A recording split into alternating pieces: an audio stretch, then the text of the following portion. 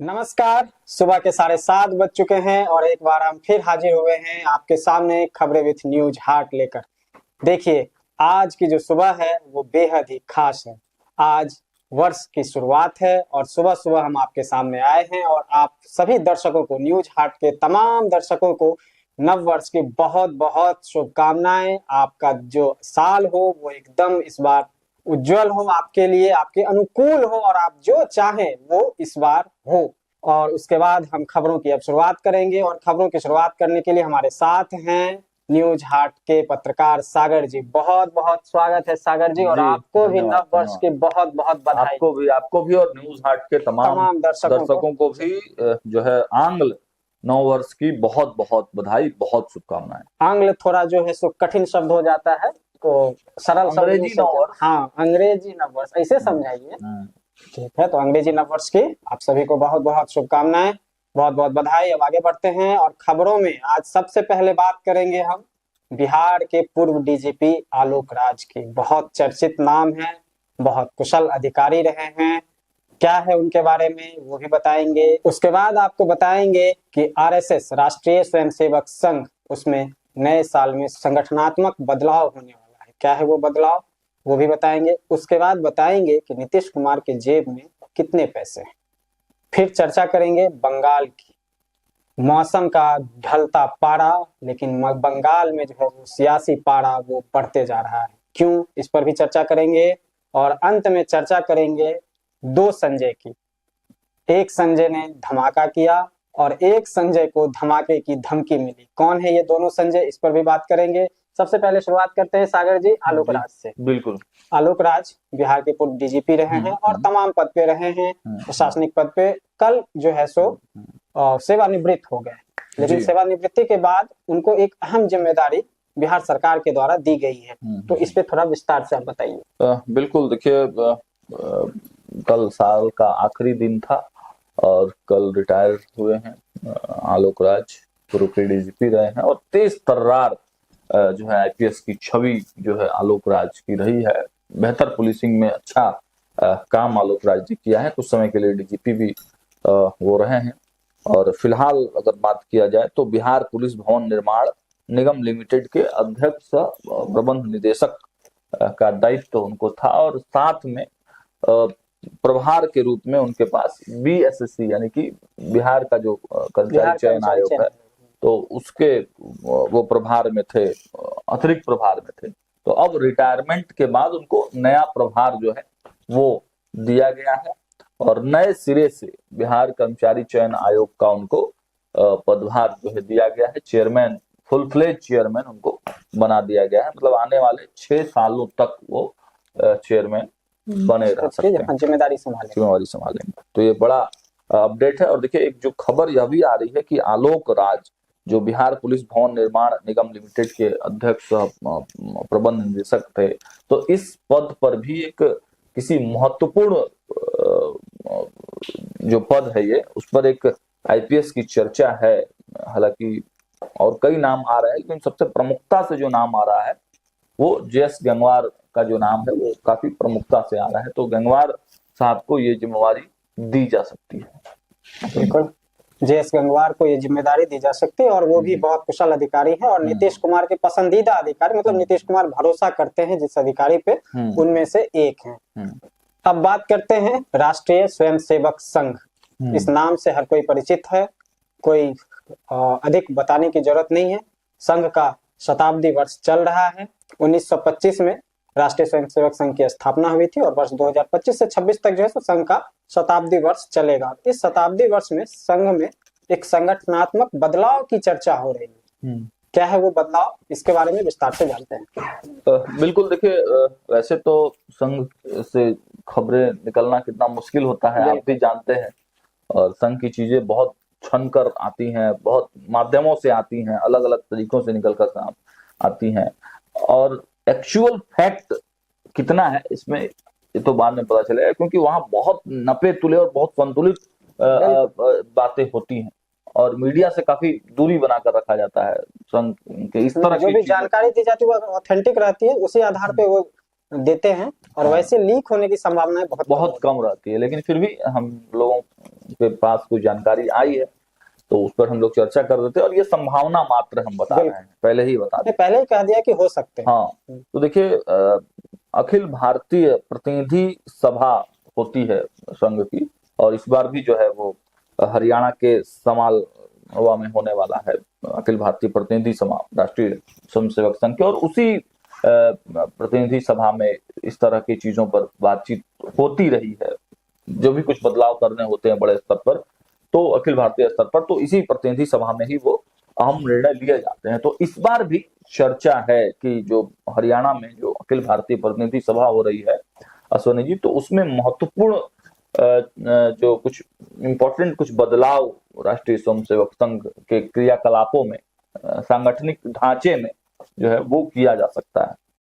तो उसमें 3 महत्वपूर्ण विषय जो है अभी निकल कर आए हैं। तीनों को बहुत कम शब्दों में हम लोग बता दें तो आपको बता दें कि अभी 11 क्षेत्रों में जो है वो काम होता रहा है। 11 क्षेत्र जो है, सांगठनिक ढांचा जो है आरएसएस का, अब देखिएगा कि पॉलिटिकल पार्टियों के भी जो जिलाध्यक्ष होते हैं अपने स्तर के मतलब होते हैं। तो जैसे बिहार में 38 जिले हैं, तो अब भाजपा के दृष्टिकोण से देखिएगा तो 2-3 ज्यादा जिलाध्यक्ष बनाए जाते हैं, ग्रामीण शहरी को देखते हुए महानगर का अलग होता है।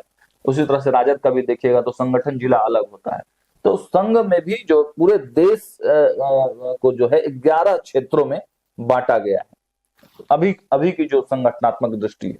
लेकिन अब जो प्रस्ताव आ रहा है, जो चर्चाएं जो चल रही हैं, तो 11 क्षेत्रों को समेट कर 9 क्षेत्र जो है वो किए जाएंगे, यानी 9 क्षेत्रों में ही जो है संघ का ढांचा बनेगा, 9 क्षेत्रों के हिसाब से ढांचा बनेगा। तो ये एक महत्वपूर्ण विषय है कि जिन 11 क्षेत्रों की चर्चा होती थी, संघ का ढांचा 11 क्षेत्रों को लेकर था, तो अब केवल 9 क्षेत्रों में उसको समेटने की ये चर्चा हो रही है। तो इसको लेकर भी जो है बातचीत होगी, जब प्रतिनिधि सभा की बैठक होगी और वहां पर जब तमाम जो लोग होंगे तो वहां पर ये चीजें हो सकती हैं। उसके बाद दूसरा जो महत्वपूर्ण जो चीज निकल कर आ रहा है, जो महत्वपूर्ण जानकारी यह है कि प्रांत प्रचारक अभी तक बनाए जाते हैं। आपकी भी जानकारी होगी कि प्रांत प्रचारक जो हैं उनके जगह पर अब राज्य प्रचारक बनाए जा सकते हैं। इसका प्रस्ताव अभी उसमें आने वाला है। तो मतलब ये राज्य इकाइयों के हिसाब से होगा। जैसे अभी संघ के हरियाणा, हिमाचल प्रदेश, पंजाब, उत्तराखंड जैसे राज्यों में तो एक ही प्रांत प्रचारक हैं, जो एक तरह से पूरे राज्य के ही प्रचारक हैं। लेकिन जो बड़े राज्य हैं उनमें एक राज्य में ही कई प्रांत प्रचारक हैं। जैसे राजस्थान में 3 प्रांत प्रचारक हैं, यूपी में 6 प्रांत प्रचारक हैं, है ना। तो बदलाव के बाद सभी राज्यों में राज्य प्रचारक होंगे और पूरे यूपी में भी एक राज्य प्रचारक होंगे, मतलब राज्य के हिसाब किताब से, मतलब प्रांतों को समेट कर अब पूरा राज्य के हिसाब से ये किया जाएगा। हाँ, पूरे राज्य में एक प्रांत प्रचारक होंगे। तो ये एक जो है बड़ा बदलाव हो सकता है संघ के क्रियाकलापों के हिसाब से। और तीसरा जो एक बहुत महत्वपूर्ण बदलाव कहा जा रहा है, वो कहा जा रहा है कि अब संभाग प्रचारक भी जो है वो बनाए जा सकते हैं। इसके भी प्रस्ताव आने की संभावना है, मतलब पूरे कमिश्नरी के हिसाब से, ठीक है ना।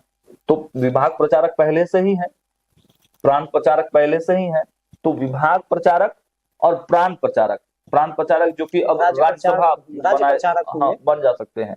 तो विभाग प्रचारक और राज्य प्रचारक के जो बीच की कड़ी बनेंगे वही कहलाएंगे संभाग प्रचारक, जो कमिश्नरी आधारित होंगे, पूरे कमिश्नरी को देखेंगे।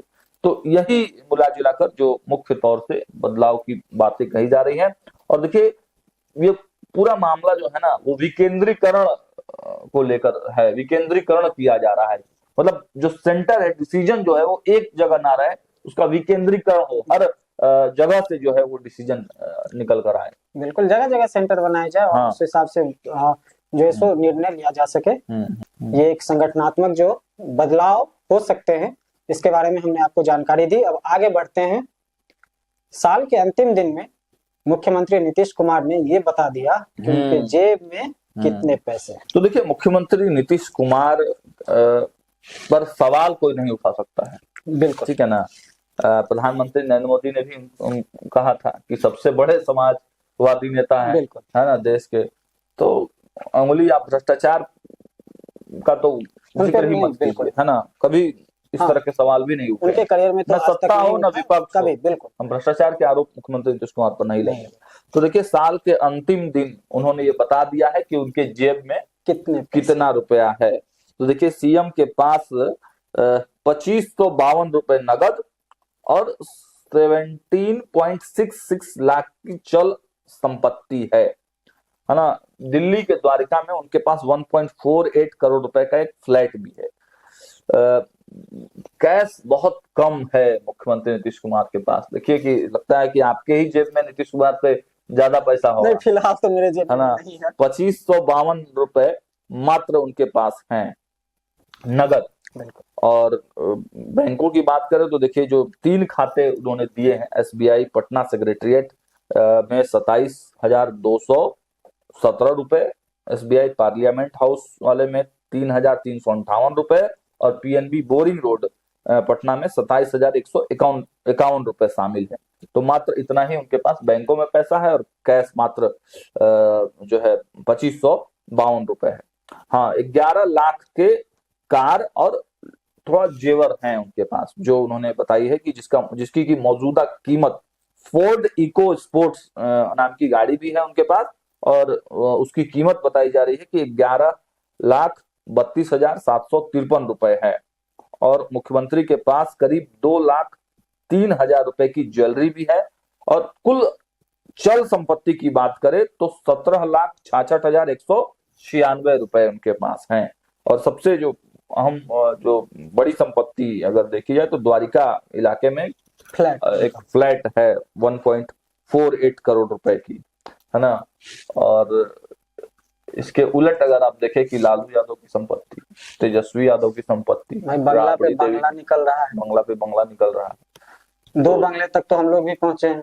3 बंगले तक, एक दो सील है, एक जो सील है वो, एक महुआ बाग वाला और एक खटाल। उसको खटाल का नाम का सिर्फ खटाल है भाई, पूरा देखिएगा तो फिर समझ जाइएगा। और एक जिसमें वो जाने वाले हैं अभी, जिसकी चर्चा हो रही है, हम लोगों ने खबर में कल बताया था। तो मात्र 2500 रुपया मुख्यमंत्री नीतीश कुमार के पास कैश है और बहुत ज्यादा बैंक में भी पैसा उनके पास नहीं है, ये उन्होंने उजागर कर दिया। और देखिए, एक परंपरा, बहुत अच्छी परंपरा है कि तमाम जो सरकारी अधिकारी हैं वो अपना जो है सार्वजनिक करेंगे। तो इससे क्या होता है, जनता में एक अच्छा मैसेज जाता है। और किया भी है, जो अलग अलग मंत्री हैं और जो भी अधिकारी, उन लोगों ने भी अपनी संपत्ति का ब्यौरा दिया है। जो नियम है कि परंपरा है, इस हिसाब से दिया जाता है ताकि लोगों को भी पता चलना चाहिए कि जो आपके जो प्रतिनिधित्व करते हैं, जो प्रतिनिधित्व करता है, वो उनके पास कितनी संपत्ति है। अब आगे बढ़ते हैं। इसके बाद खबर लेते हैं संजय नाम। देखिए, ये एक ऐसा नाम रहा है बिहार चुनाव में, मतलब आप देखिए तो तकरीबन बहुत बार लिया जाता है। बिल्कुल। तो इस नाम से हर कोई रूबरू है और हर पार्टी में एक ना एक संजय है। आज बात कर लेते हैं हम पहले भाजपा के संजय की। और उसका कनेक्शन थोड़ा बंगाल से जोड़ते हैं। बंगाल में अमित शाह है, हम लोगों ने इस पे खबर भी की है। और अंतिम दिन कल था उनका, तो ममता बनर्जी ने अमित शाह को शकुनी जैसे शब्दों से वहां नवाजा था। तो अपने नेता के प्रति इस तरह का जो शब्द प्रयोग किया गया, तो बिहार के एक नेता को बर्दाश्त नहीं हुआ और उन्होंने ममता बनर्जी पे पलटवार कर दिया। क्या है पूरा मामला? बहुत बड़ा बयान दे दिया है संजय जायसवाल ने। बड़े तीखे बयानों के लिए जाने जाते हैं संजय जायसवाल। आपको याद होगा कि मुख्यमंत्री नीतीश कुमार और भारतीय जनता पार्टी के एनडीए की सरकार थी और अध्यक्ष थे संजय जायसवाल बिहार में।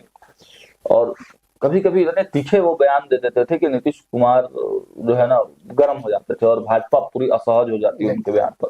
कहा गया कि गठबंधन को तुड़वाने में भी संजय जायसवाल के बयानों का ही महत्वपूर्ण भूमिका रहा। हालांकि और भी कारण रहे, लेकिन संजय जायसवाल भी कभी कभी बड़े तीखे बयान दे देते हैं। और नीतीश कुमार सिर्फ एक कारण से गठबंधन नहीं तोड़ते। हाँ, तो अब संजय जायसवाल टारगेट एक समय कर रहे थे प्रशांत किशोर पर भी खूब। प्रशांत किशोर को जवाब दिया था उन्होंने, पता बाकी जो भाजपा के नेता थे कहीं ना कहीं कुछ हद तक बचते नजर आ रहे थे, लेकिन संजय जायसवाल ने मतलब बचा नहीं, उन्होंने खुल के जो है सो बयान दिया। चंपारण में हम लोग घूमे भी हैं इस चुनाव में, तो संजय जायसवाल की तूती बोलती है भाई। उस पूरे क्षेत्र में आप देखिएगा तो संजय जायसवाल और राधा मोहन सिंह, ये 2 धड़े जो है ना बहुत मजबूत धड़े हैं, पत्ता भी नहीं डोलता है इनके इजाजत के बगैर। तो संजय जायसवाल एक बड़ा नाम है। और जो अंदर से साफ रहते हैं ना, वो बेबाक बोलते हैं। बिल्कुल। तो संजय जायसवाल बड़ी कर्मठ नेता है और आज अपने काम के दम पर इतने आगे गए हैं। अब देखिए कि दिल्ली में भी उनकी अच्छी पहचान है, लुटियंस में उनके नाम की चर्चा होती है। तो संजय जायसवाल के बारे में आपने कहा है कि उन्होंने क्या कहा, तो देखिए बेतिया के दौरे पर थे जहां से वो सांसद हैं, तो एक प्रेस वार्ता में उन्होंने ममता बनर्जी को गजब का टारगेट किया है। कहा कि जिन्हें भी भारत से प्यार है उनसे ममता बनर्जी को नफरत है, उनमें रावण और शूर्पणखा दोनों के गुण हैं। ममता बनर्जी को टारगेट कर रहे हैं। ऐसा ही बयान दिलीप घोष दे चुके हैं, जिसके वजह से वो पार्टी से किनारे साइडलाइन किए गए थे। अब संजय जायसवाल इस तरह का बयान दे रहे हैं। क्या कहा है फिर से सुनिए। उन्होंने कहा है कि उनमें, मतलब किन में, ममता बनर्जी में रावण और शूर्पणखा दोनों के गुण हैं, वह इन दोनों की मां है। लेकिन इसकी शुरुआत तो ममता बनर्जी ने ही की ना। हाँ बिल्कुल, ममता बनर्जी ने जिस प्रकार से अमित शाह को टारगेट करके शकुनी जैसे शब्दों का इस्तेमाल किया, दुशासन शकुनी जैसे शब्दों का इस्तेमाल किया। हाँ, तो यही नहीं रुके, वो आगे भी बढ़े। उन्होंने कहा कि संजय जायसवाल ने कहा कि ममता बनर्जी ने बंगाल को खत्म कर देने का बीड़ा उठा लिया है। कहा कि उन्होंने बंगाल से हिंदुओं को भगाने और विदेशियों को बसाने का काम किया। ममता बनर्जी को वे सभी लोग बुरे लगेंगे जो भारत और भारतीय संस्कृति से प्यार करते हैं। संजय जायसवाल ने आरोप लगाया कि ममता बनर्जी बांग्लादेशी घुसपैठियों को बढ़ावा देती है जो देश के सनातनियों से नफरत करती। उनके राज में बंगाल में हिंदू आबादी के साथ बहुत अन्याय हुआ है, जुल्म होते रहे और उनकी सरकार कार्रवाई करने के बजाय देखती रही। इससे पहले केवल संजय जायसवाल ही नहीं, अब देखिए कि समय समय पर गिरिराज सिंह भी बोलते रहते हैं। तो लेकिन इतना बड़ा बयान, शूर्पणखा और रावण से तुलना कर दी, उनकी मां बता दिया। अब इसको कैसे बंगाल में टीएमसी के नेता लेते हैं वो देखना होगा। इस पर जो राजनीति होगी वो अब दिलचस्प होगी। हालांकि इस तरह के बयानबाजी से नेताओं को बचना चाहिए। देखिए, राजनीतिक आरोप प्रत्यारोप एक तरफ होती है, लेकिन राजनीति के जो स्तर है और बयानबाजी के स्तर में एक सुधार आना चाहिए, जो विगत कुछ वर्षों से देखने को नहीं मिल रहा है। अब आगे बढ़ते अभी चर्चा कर रहे थे हम लोग दिलीप घोष की। जब संजय जायसवाल की बात हमने की तो आपने कहा कि दिलीप घोष ने भी एक ऐसा ही बयान दिया था जिसके कारण पार्टी से उनको साइड कर दिया गया। लेकिन करीब 6 महीने से अधिक हो गए, 7-8 महीने के बाद एक मंच पे दिखे हैं, मतलब भाजपा के मंच पे दिखे हैं दिलीप घोष। हाँ, अमित शाह बिल्कुल आखिर क्या कहा होगा? देखिए, पहले तो वो वाकया जानना जरूरी है, क्योंकि बिहार के बहुत सारे दर्शक हैं, दिलीप घोष का नाम हो सकता है पहली बार सुन रहे हो। तो देखिए, दिलीप घोष भारतीय जनता पार्टी नहीं बल्कि संघ बैकग्राउंड के नेता हैं और बड़े कद्दावर नेता, भाजपा के फायर ब्रांड नेता रहे। जैसे यहाँ पर आप बिहार में आप बात कीजिए गिरिराज सिंह की, है ना, फायर ब्रांड नेताओं में गिनती आती है। तो वैसे ही फायर ब्रांड नेताओं में जो है शुमार हैं दिलीप घोष। और पिछले दिनों ममता बनर्जी, फायर ब्रांड में क्या होता है कि कभी कभी बोलते बोलते कुछ ऐसी भी चीजें निकल जाती हैं जो फायर हो जाता है। तो ममता बनर्जी पर उन्होंने गंभीर टिप्पणी कर दी थी पिछले दिनों। वो शब्द फिर से दोहराना उचित नहीं होगा। उन्होंने कहा था कि मतलब जहां जाती हैं वहां बोलती हैं कि वहां की बेटी हैं। इसी को लेकर वो था विवादित बयान था। उस बयान को पूरी तरह से हम लोग कोट नहीं करेंगे, लेकिन विवादित बयान दिलीप घोष ने दिया था और उस पर तत्काल जेपी नड्डा राष्ट्रीय अध्यक्ष थे, उन्होंने पत्र निर्गत करके ये कहा था कि ये बयान ठीक नहीं है। और उसी समय से आप देखिए कि जो है पार्टी में थोड़ा साइडलाइन दिलीप घोष किए गए हैं, क्योंकि देखिए भाजपा और संघ के क्रियाकलाप को आप जानते हैं, अनुशासन प्रथम है, सबसे पहले सर्वप्रथम अनुशासन बड़ा प्रिय है भाजपा के लोगों को। भले ही उनका एक फायर ब्रांड नेता जिससे कि भाजपा को फायदा हो सकता था, तो उनको साइडलाइन करना पड़ा।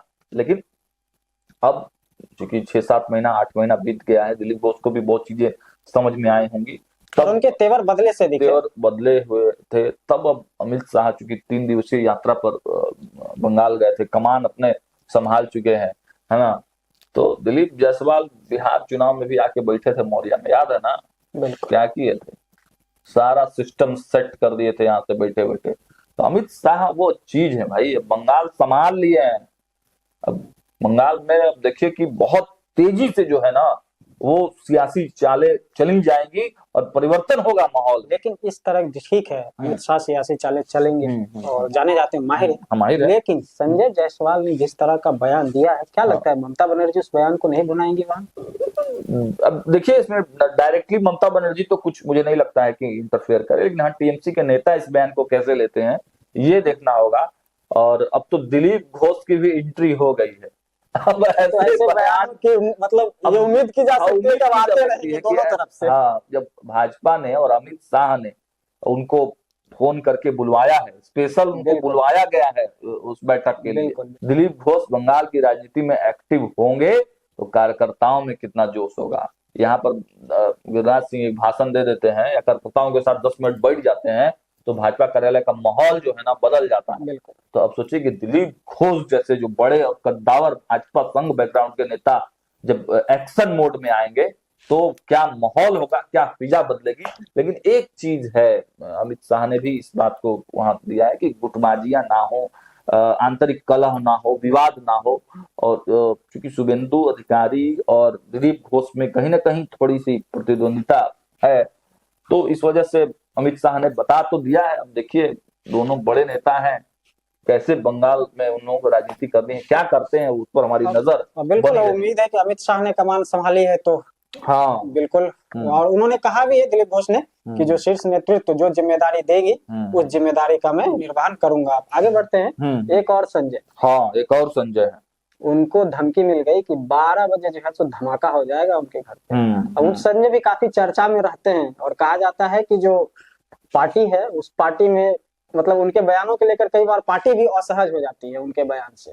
थोड़ा उनके बारे में भी बता दीजिए। बिल्कुल, देखिए उनके घर के पास घर के बाहर एक संदिग्ध कार मिली है, वैगनार मिली है। बात हम कर रहे हैं संजय राउत की। संजय राउत की, जी है। संजय राउत के घर के बाहर एक कार वैगनार मिली है, उस पर लिखा हुआ था 12 बजे बम ब्लास्ट। अब कौन से 12 बजे ये नहीं लिखा, हाँ बिल्कुल है ना, 12 बजे बम ब्लास्ट ये लिखा हुआ था। जो उनका घर है भांडुप इलाके में। अब जैसे ही ये वैगनार मिली हड़कंप मच गया। भाई बड़े नेता है संजय राउत, राज्यसभा सांसद है और मतलब पूरे देश में उनकी पहचान है। देश के लोग उनके बयानों की वजह से उनको जानते हैं। तो कुछ नेता जो होते हैं वो बयानों से जाने जाते हैं, एक और वजह से भी जाने जाते हैं जो नहीं बताएंगे हम लोग, आगे बढ़ते हैं। हाँ, सामना में उनके आर्टिकल्स भी आते हैं। तो बड़े नेता है संजय राउत। तो उनके घर पर जब इस तरह की वैगनार मिली जिसमें लिखा हुआ है कि 12 बजे धमाका होगा, बम धमाका होगा, है ना, बम ब्लास्ट होगा, तो चर्चाएं तेज हो गई कि क्या होगा क्या नहीं होगा। हालांकि प्रशासन पूरी तरह से मुस्तैद है और अपना काम जो है कर रही है। तो आज के खबर विथ न्यूज हार्ट में बस इतना ही। कैसा लगा आपको यह कार्यक्रम कमेंट सेक्शन में जाके जरूर बताइएगा। फेसबुक पर हमारे पेज को फॉलो करिए और यूट्यूब पर हमारे चैनल को सब्सक्राइब करना नहीं भूलिएगा। और अंत में एक बार फिर से मेरी और सागर जी दोनों की तरफ से आप सभी को नव वर्ष की बहुत बहुत शुभकामनाएं। बहुत बहुत धन्यवाद।